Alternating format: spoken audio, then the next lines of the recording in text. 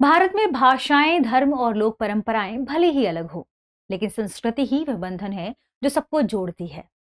राष्ट्रीय विरासत से जुड़ना भारत की शुरू से ही परंपरा रही है। राष्ट्र 31 अक्टूबर यानी आज लौह पुरुष सरदार वल्लभ भाई पटेल की 150वीं जयंती मना रहा है। और हम सभी जानते हैं कि सरदार वल्लभ भाई पटेल की जयंती को हम राष्ट्रीय एकता दिवस के रूप में मनाते हैं। आज ये इसलिए भी खास है क्योंकि प्रधानमंत्री स्वयं गुजरात जाने वाले हैं और इस कार्यक्रम में शामिल होने वाले हैं, क्योंकि राष्ट्रीय एकता दिवस पर राष्ट्रीय एकता कार्यक्रमों को ऑर्गेनाइज किया जाएगा। हालांकि चूंकि यह पूरा एक कार्यक्रम है, कार्यक्रम समारोह में कई प्रकार की परेडें शामिल हैं, जिनमें भव्य परेडों के साथ साथ सांस्कृतिक कार्यक्रम शामिल हैं, जिसमें 900 से अधिक लोग पार्टिसिपेट करने वाले हैं। इसके अलावा इंडियन एयरफोर्स से सूर्य किरण एरोबैटिक टीम जाएगी, जो आसमान में अपना करतब दिखाएगी। रंगों के माध्यम से तिरंगे को प्रेजेंट किया जाएगा। सीमा सुरक्षा बल के भारतीय नस्ल के कुछ खास डॉग्स भी इसमें शामिल होने वाले हैं, क्योंकि ये इसका अनूठा दल है। परेड में 9 राज्यों और 1 केंद्र शासित प्रदेशों के 16 मार्चिंग दस्ते शामिल हैं। इसलिए यह परेड और इंपॉर्टेंट है क्योंकि इसमें सीपीएफ के भी जवान शामिल होंगे। करंट न्यूज में आपका स्वागत है और आज हम सरदार वल्लभ भाई पटेल की 150वीं जयंती पर उनके क्या महत्वपूर्ण कार्य रहे हैं राष्ट्रीय आंदोलन में और भारत में भारतीय संघ के निर्माण में, इस पर चर्चा करेंगे। आइए देखते हैं हमारी खबर को। खबर हमने अभी देखी कि सरदार वल्लभ भाई पटेल की चूंकि 150वीं जयंती है, इस उपलक्ष्य पर राष्ट्रीय एकता कार्यक्रमों का शुभारंभ हुआ है गुजरात में। और ये कार्यक्रम लंबे चलने वाले हैं। हालांकि 2 दिन के लिए इसकी शुरुआत की गई थी, जिसमें एक यूनिक थीम को शामिल किया गया है। यानी इस कार्यक्रम में जो सबसे महत्वपूर्ण है वह है रन फॉर यूनिटी, एकता के लिए दौड़। इसमें गुजरात के ही कई अलग अलग क्षेत्रों में दौड़ प्रतियोगिताओं को आयोजित किया गया है। साथ में बहुत सारे लोग पार्टिसिपेट करके, विभिन्न मंत्रालयों के लोग भी इसमें शामिल हैं। उसी विभाग के, उसी राज्य की बात कर रहे हैं हम, जो एक जगह से दूसरी जगह जाएंगे। और 2 दिन की ये थी, 30 तारीख को भी और 31 को भी। इसलिए इसे रन फॉर यूनिटी कहा जा रहा है, एकता के लिए, रन फॉर यूनिटी, एकता के लिए दौड़। ठीक है, ये एक अनूठी पहल है, ध्यान रखिएगा, राष्ट्रीय एकता कार्यक्रम के अंतर्गत। और राष्ट्रीय एकता कार्यक्रम की वजह से ही, एकता कार्यक्रम के कारण यह खबर काफी सुर्खियों में आ गई है। इंपॉर्टेंट और भी हो जाती है क्योंकि ये सरदार वल्लभ भाई पटेल की 150वीं जयंती है। 150वीं जयंती है, तो इसलिए इस उपलक्ष्य पर खास तौर पर कार्यक्रम किया जा रहा है। हम सभी जानते हैं कि इनके नाम पर, इन्हें याद करते हुए गुजरात में ही स्टैच्यू ऑफ यूनिटी बनाई गई है ना, स्टैच्यू ऑफ यूनिटी।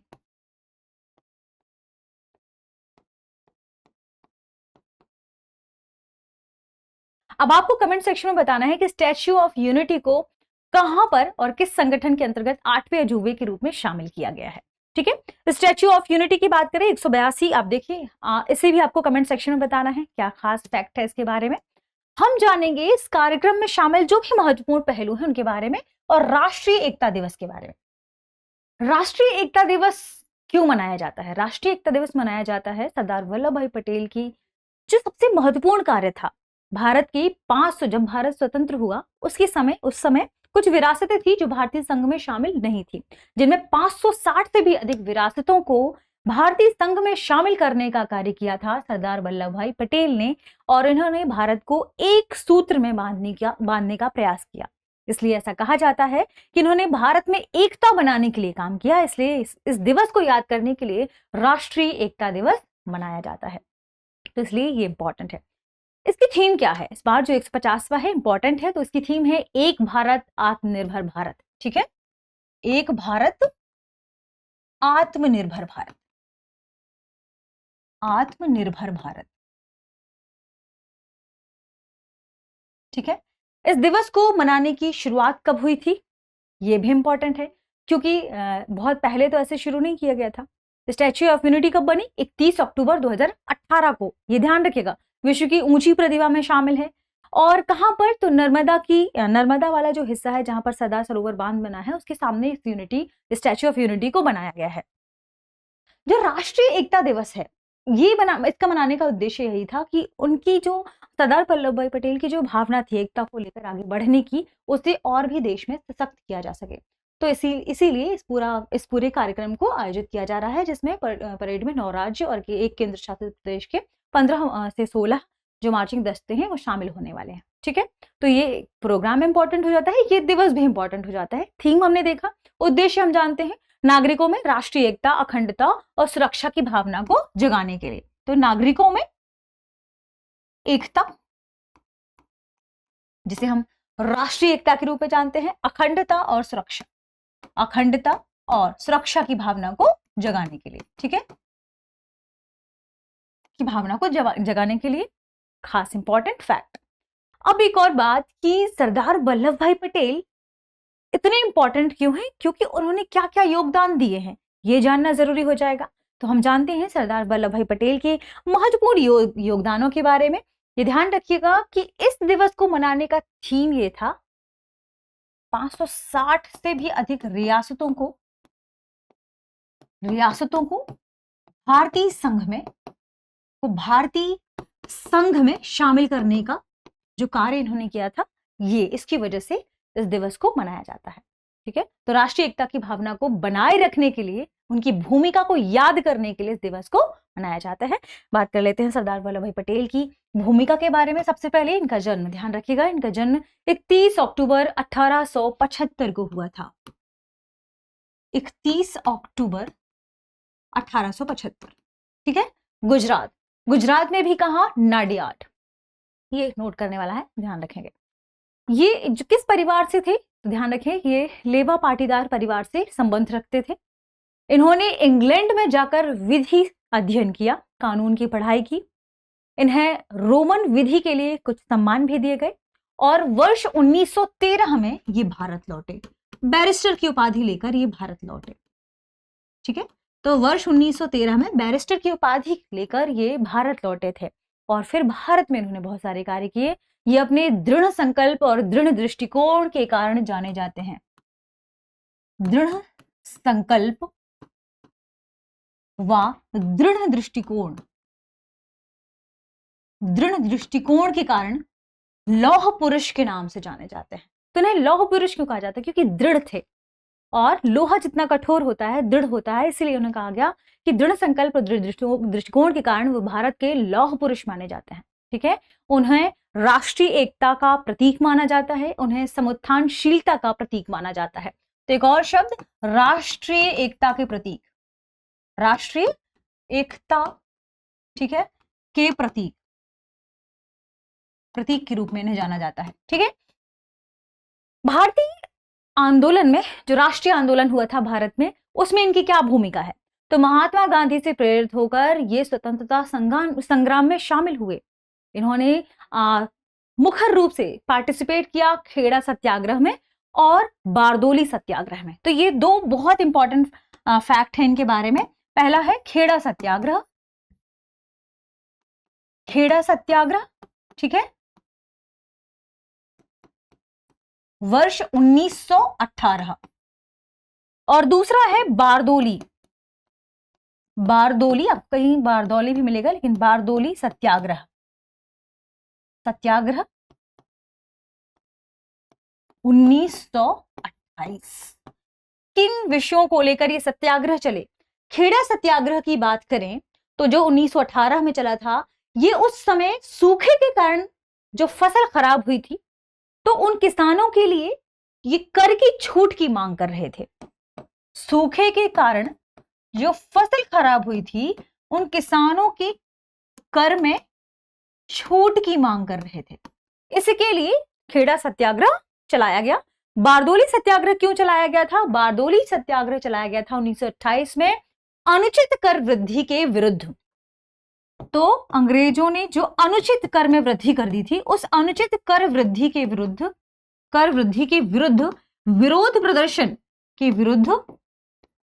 प्रदर्शन करने के लिए, विरोध प्रदर्शन जताने में उनकी महती भूमिका रही है। इस वजह से वहां पर जो महिलाएं थी, उन्होंने उन्हें सरदार की उपाधि से सम्मानित किया था। ठीक है, तो ये भी ध्यान रखिएगा, उन्हें सरदार की उपाधि से सम्मानित किया गया, इसलिए उनका नाम सरदार वल्लभ भाई पटेल है, ठीक है, और इसी नाम से हम उन्हें बुलाते भी हैं।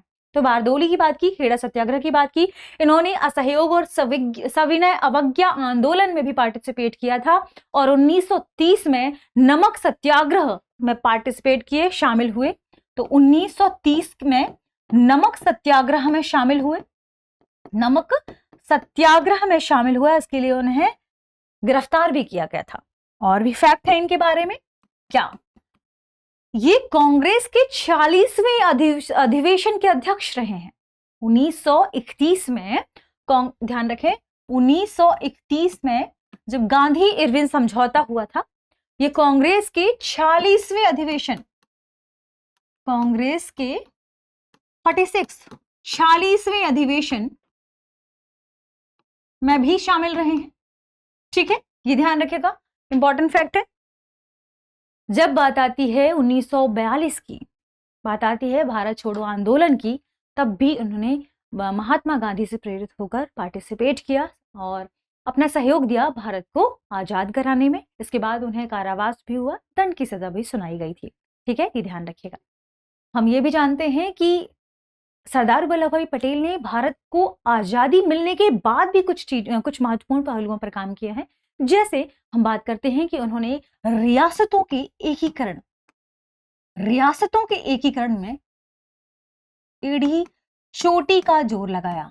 रियासतों के एकीकरण में एड़ी चोटी का जोर लगाया। 560 से भी अधिक रियासतों को उन्होंने भारतीय संघ में शामिल किया। इसके अलावा उन्होंने अखिल भारतीय सिविल सेवा के लिए भी बहुत महत्वपूर्ण कार्य किए हैं। जैसे अखिल भारतीय सिविल सेवा को उन्होंने क्या कहा, स्टील फ्रेम ऑफ इंडिया, ठीक है, भारत का इस्पाती ढांचा, इस्पाती ढांचा, ठीक है, किसके लिए कहा उन्होंने, सिविल सेवा के लिए, ठीक है, अखिल भारतीय सिविल सेवकों के लिए क्या कहा, सिविल सेवा के लिए क्या कहा कि भारत का इस्पाती ढांचा है। भारत में जो प्रशासनिक कार्य होते हैं इनमें इनकी महत्वपूर्ण भूमिका है। तो नौकरशाह जो भारत में प्रशासनिक आप कह सकते हैं सिविल सेवा थी, उसके इंपॉर्टेंस को उजागर किया, प्रशासनिक कार्यों को महत्व दिया और कहा कब, 21 अप्रैल 1947 में उन्होंने भाषण दिया और भाषण में कहा कि यह स्टील फ्रेम ऑफ इंडिया है, स्टील फ्रेम ऑफ इंडिया है। इसके अलावा उन्होंने भारतीय संविधान की जब हम बात करते हैं तो उन्होंने कुछ समिति की अध्यक्षता भी की है। जैसे अल्पसंख्यक समिति की अध्यक्षता की है। जैसे हम बात करते हैं जब भी वर्जन वर्ग के बारे में, जनजातीय वर्ग के बारे में, तो उनकी भी उन्होंने अध्यक्षता की है, ठीक है। तो ये काफी महत्वपूर्ण जो समितियां रही हैं संविधान की, संविधान निर्माण में जो समितियां रही, महत्वपूर्ण समितियां रही हैं, उन समिति की भी अध्यक्षता सरदार वल्लभ भाई पटेल ने की है। ये महत्वपूर्ण रोल थे उनके भारतीय राष्ट्रीय आंदोलन में। और फिर भारतीय राष्ट्रीय आंदोलन के बाद भारत के एकीकरण में, रियासतों के भारतीय संघ के शामिल होने में और सिविल सेवा को इतना बेहतर बनाने के क्रम में, ठीक है। तो ध्यान रखिएगा, इनका अपना एक बहुत बड़ा रोल है, इसलिए ये पर्सनैलिटी हमारे लिए बहुत इंपॉर्टेंट है। और इस बार इनकी पर्सनैलिटी की बात करें हम तो सरदार वल्लभ भाई पटेल की 150वीं जयंती है, इसलिए ये और भी महत्वपूर्ण है। और इसी उपलक्ष्य पर राष्ट्रीय एकता दिवस मनाया जा रहा है और राष्ट्रीय एकता कार्यक्रमों का आयोजन किया जा रहा है, जिसकी थीम इस बार खास तौर पर रखी गई है कि एक भारत और आत्मनिर्भर भारत, रन फॉर यूनिटी, एकता के लिए दौड़ें, एकता के लिए आगे बढ़ें और पूरा देश एक हो जाए। अंत में आज के सेशन का प्रश्न, सरदार वल्लभ भाई पटेल ने किस वर्ष खेड़ा सत्याग्रह में अपनी भूमिका निभाई? Option A 1913, option B 1918, option C 1925, option D 1928। इस प्रश्न का सही जवाब कमेंट सेक्शन में देना ना भूलें। मिलते हैं अगले वीडियो में, शुक्रिया। अब एग्जाम की तैयारी को और बेहतर करने के लिए हमारे चैनल को लाइक, शेयर और सब्सक्राइब करना ना भूलें।